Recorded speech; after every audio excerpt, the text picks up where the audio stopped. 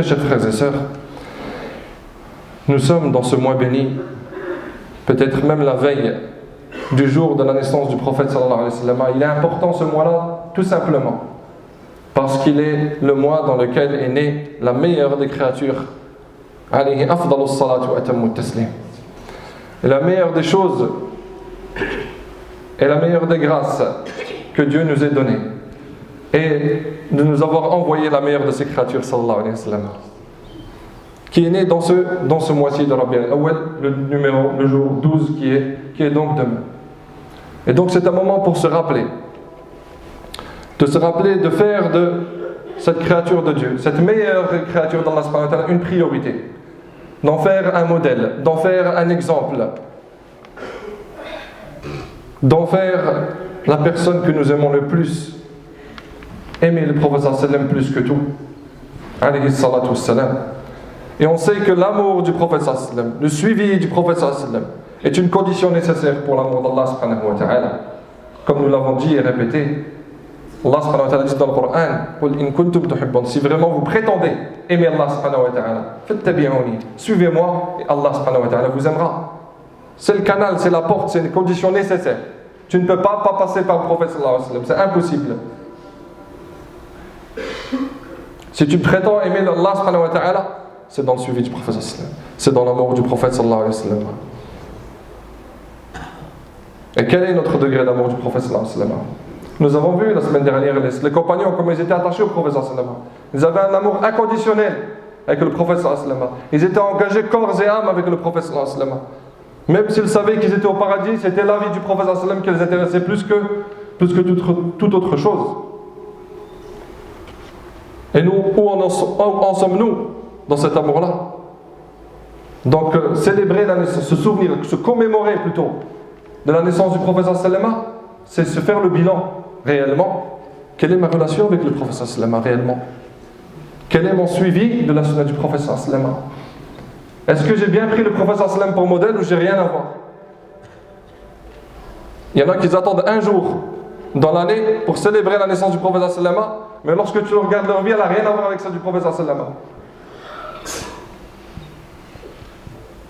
Quelle est ma relation avec la sunna du prophète sallallahu alayhi wa sallam?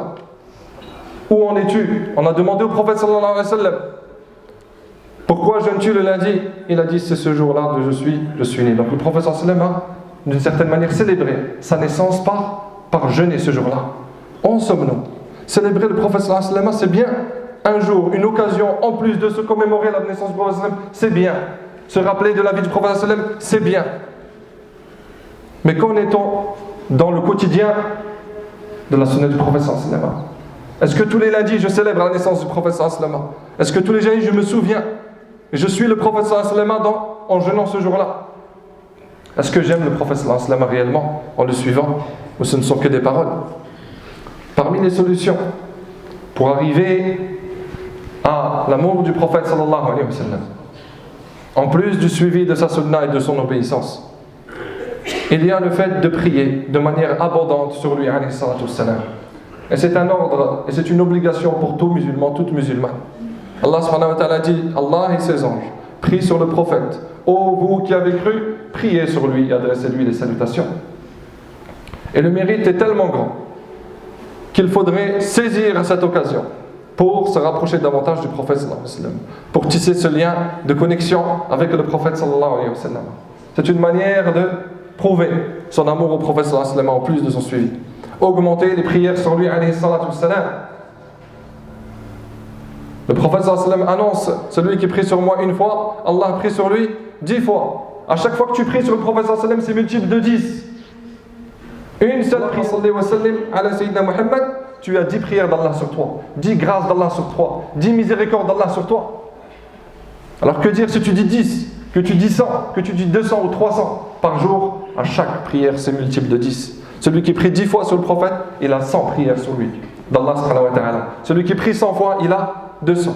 Mais que ce soit du concret, faisons-nous un programme. Comme nous devons nous faire un programme de Coran, de lecture ou d'apprentissage, on doit avoir un programme de prière sur le prophète sallallahu alayhi wa sallam. Celui qui, en dehors de ce mois-ci, prier, ou en dehors de ce jour du vendredi, parce que c'est un jour dans lequel nous devons multiplier et augmenter nos prières sur lui, prier que 10, il va augmenter, il va aller monter à 100. Celui qui priait que 100, il va monter à 200, etc. Donc la naissance du prophète sallallahu alayhi wa sallam, c'est censé nous rappeler de prier sur lui sallallahu alayhi wa sallam, pour nous rapprocher davantage et créer ce lien avec le prophète sallallahu alayhi wa sallam fidèle, ce lien solide avec le prophète sallallahu alayhi wa sallam. Et pas seulement prétendre aimer le prophète sallallahu alayhi wa sallam, mais dans le concret, il n'y a rien. Abdurrahman ibn Auf est un compagnon, radiyallahu anhu. Pas n'importe quel parmi les compagnons. Il fait partie des 10 dont Allah subhanahu wa ta'ala leur a annoncé qu'ils allaient au paradis. Parmi les meilleurs, la crème des compagnons. Il a suivi une fois le prophète sallallahu alayhi wa sallam, jusqu'à qu'il a vu le prophète sallallahu alayhi wa sallam en train de faire une prosternation. Ça a paru étrange à Abdurrahman ibn Auf. Et lorsqu'Abdurrahman ibn Auf a vu ça, il a tellement peur, tellement elle était longue, il pensait que c'était son dernier instant et qu'il allait mourir à ce moment-là. Jusqu'à que le prophète sallallahu alayhi wa sallam se relève et donc demande à Abdurrahman ibn Auf. Donc Abdurrahman ibn Auf lui demande également pourquoi cette longue prosternation. Et il lui a annoncé que l'ange Gabriel est venu lui annoncer une nouvelle qui l'a tellement réjoui qu'il a fait cette prosternation. Quelle était cette nouvelle? C'était à chaque fois que tu pries sur le prophète sallallahu alayhi wa sallam, Allah prie sur toi. Et ça a réjoui le prophète sallallahu alayhi wa sallam. Ça l'a tellement réjoui qu'il a fait une longue prosternation. Et aujourd'hui, cet endroit-là est connu par la construction d'une mosquée qui s'appelle Masjid al-Sajda, la mosquée de la prosternation, non loin de la mosquée du prophète sallallahu alayhi wa sallam actuellement, Al-Medina. Donc, bonne nouvelle à celui qui prie sur le prophète sallallahu alayhi wa sallam. À tel point que le prophète sallallahu alayhi wa sallam a fait une tellement longue prosternation qu'Abdurrahman ibn Auf a eu peur. Dans un autre hadith, le prophète alayhi salatu wassalam, donc le hadith rapporté par Saïd ibn Umayr al-Ansari, d'après son père radiyallahu anhu, et que son père était un membre de la bataille de Badr. Donc on précise dans les hadiths, les narrateurs du hadith précisent des fois la qualité de ses compagnons. Wa kana badriyan, c'est-à-dire que c'est aussi un compagnon de grande qualité. Le fait d'avoir participé à Badr, Allah subhanahu wa ta'ala a promis le pardon à tous ceux qui ont participé à Badr, les 314 compagnons. Pardonnez péché futur et présent, faites ce que vous voulez, c'est bon, vous êtes tamponné, validé auprès d'Allah subhanahu wa ta'ala. Qu'est-ce qu'il nous rapporte comme hadith? Donc, hadith d'une importance capitale. Le prophète sallallahu alayhi wa sallam dit: celui qui prie sur moi une fois, Allah subhanahu wa ta'ala prie sur lui 10 fois. Il gagne 10 prières sur lui. Et on l'a déjà dit. Mais plus que ça, une prière sur le prophète sallallahu alayhi wa sallam, 10 prières sur toi, Allah subhanahu wa ta'ala t'élève à 10 degrés. Allah subhanahu wa ta'ala t'inscrit 10 bonnes actions. Et Allah subhanahu wa ta'ala t'efface 10 péchés. Tout cela pour une prière sur lui alayhi salatu wassalam. Donc le bénéfice est grand de prier sur lui alayhi salatu wassalam. Prions sur lui, adressons-lui une salutation et multiplions les prières sur lui. Allah subhanahu wa ta'ala an yanfa'ana bima sami'na wa naj'alna min alladhina yastami'una al-qawla fayattabi'una ahsana. اللهم صل وسلم وزد وبارك على سيدنا محمد المبعوث رحمة للعالمين وعلى آله وصحبه ومن استنى بسنته واهتدى بهديه إلى يوم الدين. La récompense est tellement grande de multiplier les prières sur lui alayhi salatu wassalam, mais également il est très grave de ne pas prier sur lui. Et dans un hadith rapporté par Al-Hussein, qui est le petit-fils du prophète sallallahu alayhi wa sallam, regardez encore la qualité de ce compagnon, pas n'importe lequel, le petit-fils du prophète sallallahu alayhi wa sallam, membre de la famille du prophète sallallahu alayhi wa sallam. Il rapporte ce hadith en disant: le véritable avare est celui qui, lorsqu'il entend mon nom, ne prie pas sur moi. Nous, on entend avare, on pense tout de suite à l'argent. Il a du mal à mettre la main à la poche. Certes, c'est un avare celui-là. Véritable avare auprès du prophète sallallahu alayhi wa sallam, c'est celui qui, lorsqu'il entend mon nom, il ne prie pas sur moi. Dans un autre hadith, le prophète sallallahu alayhi wa sallam monte sur le minbar 3 fois.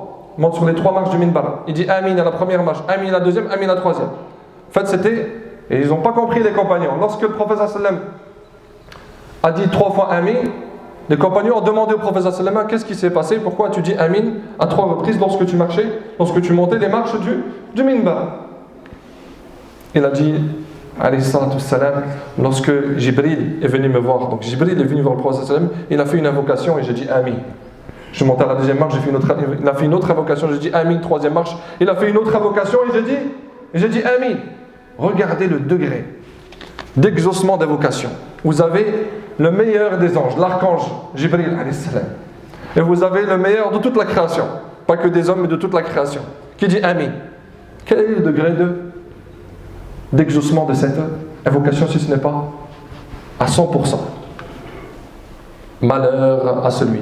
Parmi ces 3 marches, il y en a une qu'on va retenir aujourd'hui. Malheur à celui dont mon nom est évoqué et qui ne prie pas sur moi. Sallu ala Rasulillah.